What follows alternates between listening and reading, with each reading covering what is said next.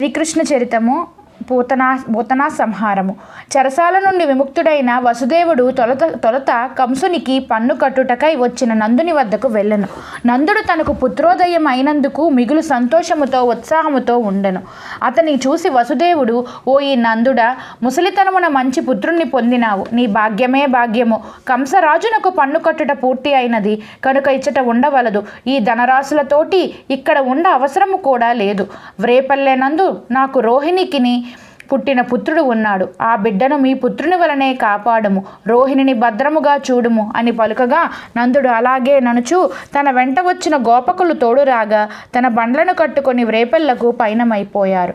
గోకులమున పుత్రుని బాల్య చేష్టలతో వారు ఎంతో ఆనందముతో ఉన్న సమయమున కంసుని నియోగముతో పసిబాలకుణ్ణి చంపు రాక్షసి పూతన వ్రేపల్లకు వచ్చినది. పసిబాలకులకు ఆ రాక్షసి తన చనుపాలను ఇచ్చినచో వారు ఒక్క